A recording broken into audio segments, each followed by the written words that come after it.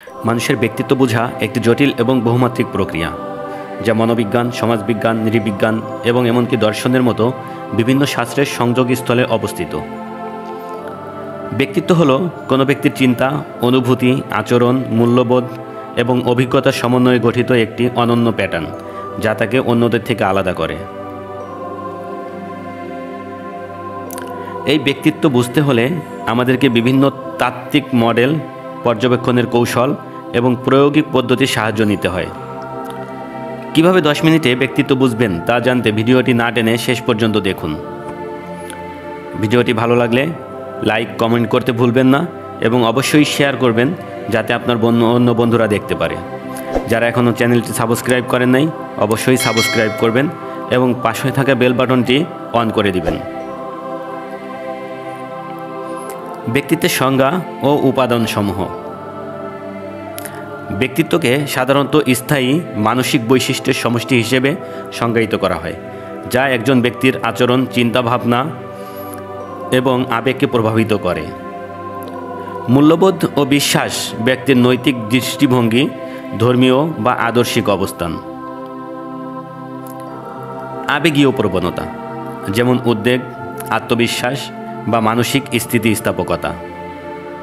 সামাজিক আচরণ, যোগাযোগের স্টাইল, সহমর্মিতা বা নেতৃত্বের ক্ষমতা। জ্ঞানীয় প্যাটার্ন, সমস্যা সমাধানের পদ্ধতি, সৃজনশীলতা বা শিক্ষার শৈলী। ব্যক্তিত্বের তাত্ত্বিক মডেল। ব্যক্তিত্বের তাত্ত্বিক মডেল হচ্ছে বিভিন্ন মনোবৈজ্ঞানিক তত্ত্ব ব্যক্তিত্বের গঠন ও মূল্যায়নকে ভিন্নভাবে বিশ্লেষণ করে। এগুলোর মধ্যে কয়েকটি উল্লেখযোগ্য। ফ্রয়েডের মনোযৌন তত্ত্ব।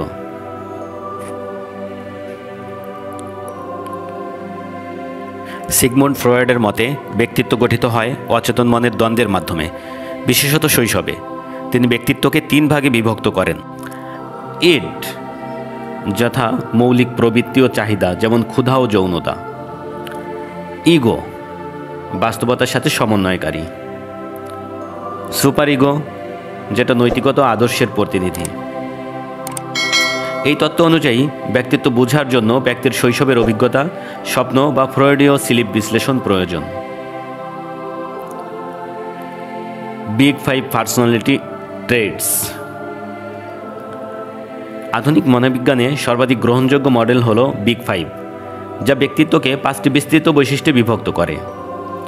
নাম্বার 1, খোলামেলা, নতুন অভিজ্ঞতার প্রতি আকাঙ্ক্ষা।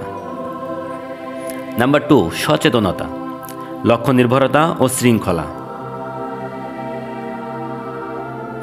নাম্বার 3, বহির্মুখিতা বা অন্তর্মুখিতা, যেমন সামাজিকতার মাত্রা। নাম্বার 4, সহমর্মিতা, যেমন সহযোগিতা ও সমবেদনা। নাম্বার 5, নিউরোটিসিজম, যথা আবেগীয় অস্থিরতা। Myers Briggs type indicator. MBTI জনপ্রিয় একটি টুল যা 16টি ব্যক্তিত্বকে প্রকারভেদ করে। কার্ল জাং এর তত্ত্বের ভিত্তিতে এতে 4টি দ্বিমেরু স্কেল ব্যবহার করা হয়। 1, শক্তির উৎস, অন্তর্মুখী ভার্সেস বহির্মুখী।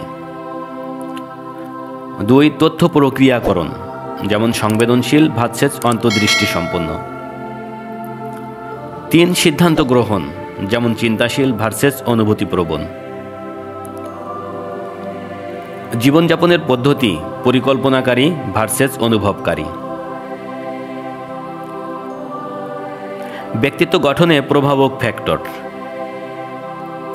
ব্যক্তিত্ব শুধু জন্মগত নয়, পরিবেশ, সংস্কৃতি এবং অভিজ্ঞতার সাথে গভীরভাবে জড়িত। প্রধান প্রভাবকগুলো হল: ক, জৈবিক কারণ, খ, পরিবেশ ও সমাজ, গ, ব্যক্তিগত অভিজ্ঞতা। 4, ব্যক্তিত্ব মূল্যায়নের পদ্ধতি। ক, পর্যবেক্ষণ বা অবজারভেশন। প্রাকৃতিক পরিবেশ, ব্যক্তিকে দৈনন্দিন জীবনে পর্যবেক্ষণ করা। স্ট্রাকচার টাস্ক, অর্থাৎ নির্দিষ্ট পরিস্থিতিতে প্রতিক্রিয়া বিশ্লেষণ। খ, সাক্ষাৎকার। গভীর সাক্ষাৎকারের মাধ্যমে ব্যক্তির জীবন ইতিহাস, লক্ষ্য এবং সংঘাত সমাধানের পদ্ধতি জানা যায়। 5. প্রায়োগিক কৌশল। ব্যক্তিত্ব বোঝার 7টি ধাপ। ধাপ 1, আচরণের প্যাটার্ন শনাক্ত করুন। ধাপ 2, যোগাযোগের স্টাইল বিশ্লেষণ করুন। ধাপ 3, সামাজিক সম্পর্কের গভীরতা যাচাই। ধাপ 4, মূল্যবোধ ও লক্ষ্য বোঝার চেষ্টা করুন। ধাপ 5, শৈশব ও পারিবারিক ইতিহাস জানুন। ধাপ 6, সাংস্কৃতিক প্রেক্ষাপট বিবেচনা করুন। ধাপ 7, মনস্তাত্ত্বিক টেস্টের সাহায্য নিন। 6, চ্যালেঞ্জ ও সীমাবদ্ধতা। ব্যক্তিত্বের পরিবর্তনশীলতা ব্যক্তিত্ব স্থির নয়, বয়স, অভিজ্ঞতা বা থেরাপির মাধ্যমে পরিবর্তিত হতে পারে। পক্ষপাত দুষ্ট পর্যবেক্ষণ। আমাদের নিজস্ব বিশ্বাস বা পক্ষপাত ব্যক্তিত্ব বিচারকে বিকৃত করতে পারে। সাংস্কৃতিক পক্ষপাত।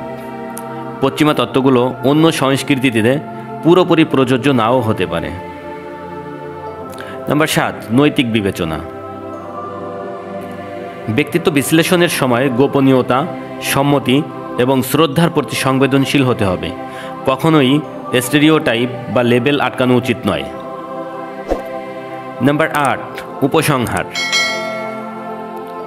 ব্যক্তিত্ব বোঝা একটি চলমান প্রক্রিয়া, যা ধৈর্য, সহানুভূতি এবং বিজ্ঞানসম্মত পদ্ধতির সমন্বয় দাবি করে। তাত্ত্বিক জ্ঞানের সাথে বাস্তব জীবনের পর্যবেক্ষণ যুক্ত করলে আমরা কোনো ব্যক্তির অনন্যতাকে গভীরভাবে উপলব্ধি করতে পারি। মনে রাখবেন, প্রতিটি মানুষই এক অপূর্ণাঙ্গ রহস্য। সম্পূর্ণভাবে বোঝার চেষ্টা নয়, বরং সম্মান ও কৌতূহল নিয়ে করা উচিত।